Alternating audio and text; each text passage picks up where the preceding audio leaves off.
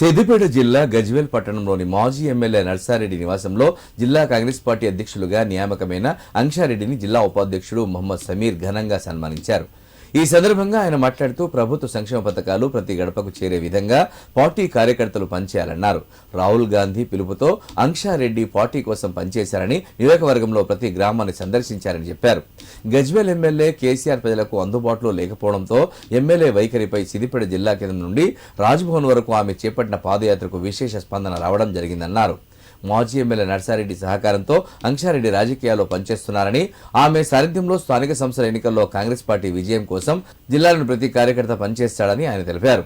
తనపై ఎంతో నమ్మకం ఉంచి జిల్లా అధ్యక్ష పదవి బాధ్యతలు అప్పగించిన సీఎం రేవంత్ రెడ్డి, పీసీసీ అధ్యక్షులు మహేష్ కుమార్ గౌడ్కు, రాష్ట్ర మంత్రులకు, జిల్లా నేతలకు అంక్షారెడ్డి కృతజ్ఞతలు తెలిపారు. రాహుల్ గాంధీ గారి ఆశయాల మేరకు యువ రక్తాన్ని ప్రజాప్రతినిధులుగా, పార్టీ నాయకులుగా తీర్చిదిద్దే విధంగా తీసుకొస్తున్న ఈ ఆచరణాత్మక ప్రక్రియలో మా సిద్దిపేట జిల్లా డిసిసి అధ్యక్షురాలిగా, యూత్ కాంగ్రెస్ రాష్ట్ర ఉపాధ్యక్షురాలు మా ధూమ్కుంట అంక్షారెడ్డి గారికి డిసిసి పదవి ఇవ్వడం చాలా హర్షించదగ్గ విషయం.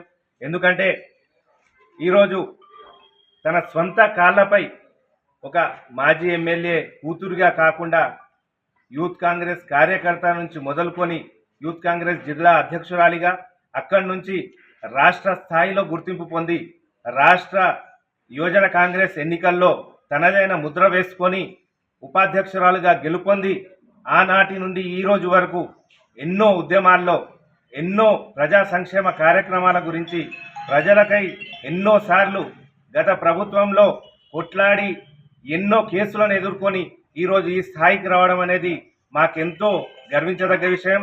రాబోయే రోజుల్లో ఈ యువరక్తం చేతిలో కాంగ్రెస్ పార్టీ మరింత పటిష్టంగా తయారవుతుందని చెప్పేసి మేమంతా కూడా కోరుతున్నారు.